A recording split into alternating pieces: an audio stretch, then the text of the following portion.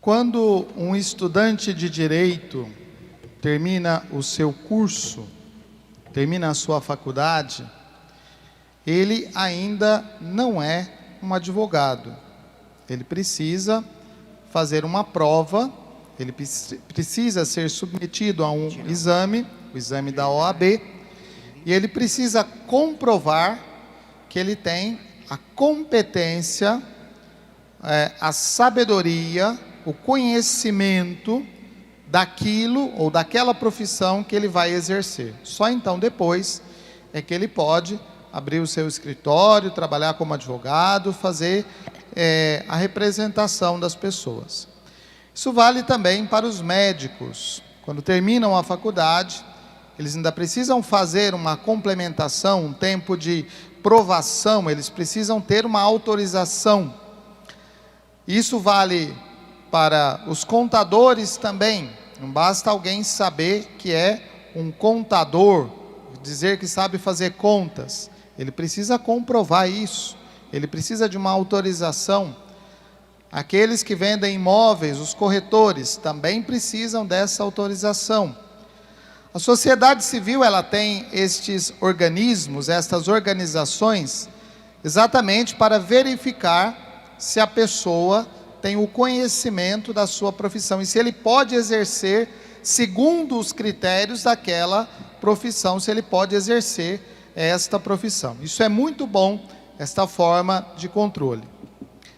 Quando nós falamos da fé cristã, também existe um certo controle de qualidade, se nós queremos chamar assim. O próprio Jesus Cristo, numa parte do Evangelho, ele vai dizer assim, quando alguém apresenta ele dizendo, aí fora estão os teus irmãos e a tua mãe, Jesus vai dizer, quem são os meus irmãos, quem é minha mãe? E ele aponta para aquelas pessoas que estão ali ao seu lado e fala, aqueles que fazem a vontade do meu Pai, estes são meus irmãos, minhas irmãs e minha mãe. Então, fazer a vontade de Deus é fundamental para se diferenciar, para saber de fato quem é cristão. E exatamente por isso, Jesus, quando começa o seu ministério, no Evangelho de Mateus que nós ouvimos hoje, o início do capítulo 5 de São Mateus, Jesus sobe o monte, ele se senta e ele começa a ensinar. Capítulos 5, 6 e 7 de São Mateus são aquele grande ensinamento, fazem parte do grande ensinamento chamado Sermão da Montanha, que nós podemos dizer que é um resumo do que seja a vida cristã. A ideia aqui é que lá no Antigo Testamento, Moisés subiu ao monte, recebeu as tábuas da lei, desceu o monte e disse ao povo, isso aqui é a vontade de Deus. Jesus é a palavra de Deus, o verbo de Deus que se fez carne, que desceu até nós. Então ele é a palavra que agora ensina aquilo que é a vontade de Deus. Nós não precisamos ficar mais perguntando ou esperando alguma outra revelação, porque Jesus é a revelação da vontade de Deus, é a manifestação da vontade de Deus, e é Ele que nos ensina o que é ser filho de Deus, o que é ser discípulo de Jesus Cristo. Então, esses 3 capítulos que nós vamos acompanhando aos poucos, eles mostram dessa forma. Ao contrário da realidade do mundo, quando alguém tem uma profissão de destaque, ele vai ser reconhecido como um bom negociante, uma pessoa de muitas qualidades, uma pessoa que venceu na vida, que construiu o seu negócio, que tem experiência. Ele vai ser chamado de doutor, ele vai ser chamado como reconhecimento, ele vai ganhar prêmios, ele vai receber destaques. Essas associações humanas, elas fazem todos os anos o destaque do melhor profissional e dá a esse profissional um outro diploma, uma medalha de honra, um troféu, alguma coisa assim, para reconhecer essas pessoas. O cristão, ele vai ser chamado de idiota. ele vai ser chamado de burro, ele vai ser chamado de pessoa sem cultura. Se você é cristão e você falar que é a favor da vida, que é contra o aborto, que você defende a vida do momento da concepção até o seu término final e natural, sem a eutanásia, você vai ser chamado de bobo, você vai ser chamado de uma pessoa sem cultura.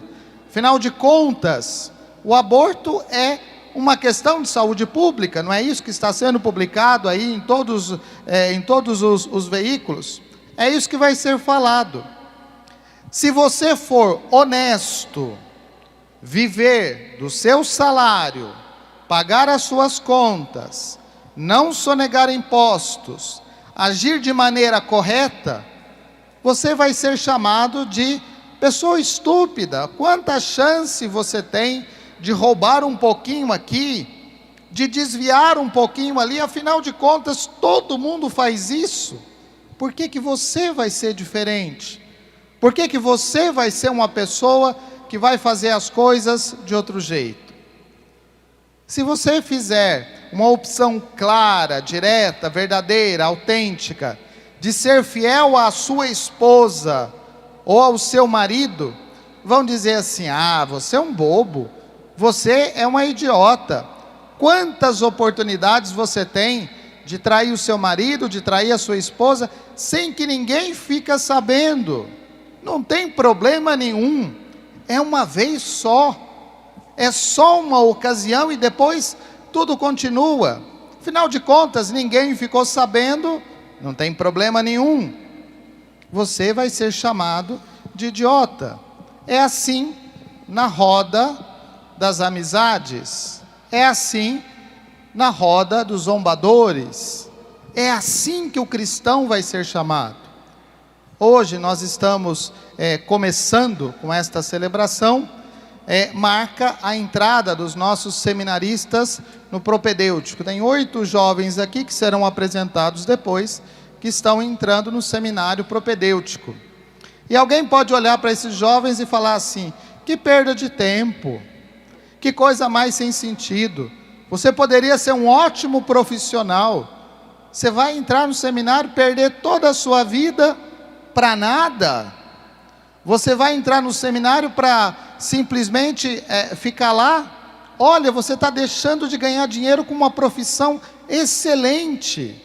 Você é tão bonito, apesar de não serem tão bonitos assim, né? Mas dá para o gasto, né? É o que tem para hoje, né? Você é tão bonito, poderia arrumar uma esposa, uma namorada, e você vai ser uma pessoa, seria uma pessoa na sociedade. Você vai jogar a sua vida fora desse jeito? Você vai perder a sua vida desta forma? Você é um idiota.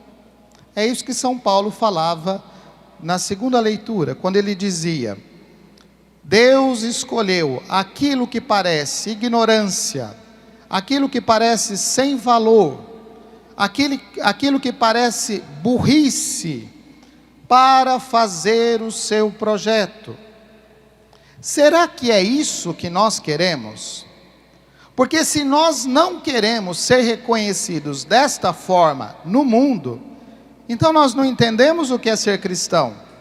Nós estamos buscando as glórias do mundo, nós estamos buscando os aplausos do mundo. Olha, tem gente que faz tudo para receber um aplauso.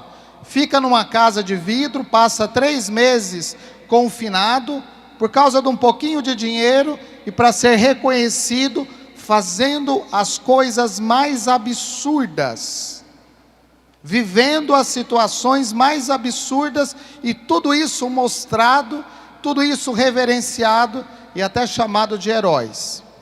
Mas os cristãos não são chamados de heróis. Os cristãos de fato são chamados de idiotas, de bobos, de ignorantes.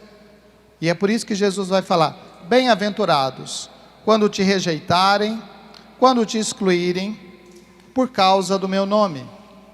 Bem-aventurados vós sereis quando fizerem a vontade de meu Pai. Bem-aventurados vocês serão quando forem capazes de assumir publicamente, na realidade do mundo, a sua fé, não brincando de ser cristão, não fazendo de conta que nós somos cristãos, um verniz de cristianismo, mas tendo a coragem de defender aquilo que nós acreditamos, mostrando na realidade do mundo esta fé que nós professamos na igreja. Ir à igreja, celebrar a fé, fazer a profissão de fé na igreja, não é uma brincadeira, não é um passatempo. Ninguém vai à missa para passar o tempo. Nós vamos à missa para alimentar a nossa fé, mas é na realidade do mundo que nós precisamos testemunhar esta fé, arriscando a nossa vida e arriscando essas condições. Se nós recebemos muito aplauso, se ninguém nos critica, se nós não manifestamos aquilo que nós acreditamos, cuidado, porque nós podemos estar fazendo o caminho errado. O caminho cristão é esse, e o caminho cristão necessariamente conduz todos nós ao mistério da cruz. Jesus foi chamado de tolo, de idiota na cruz, mas ele morreu para dar vida e salvação a nós. Esta é a nossa fé. Então tenhamos coragem de testemunhar esta fé nas dificuldades, nos obstáculos, nas situações contrárias que o mundo nos apresenta. Louvado seja nosso Senhor Jesus Cristo.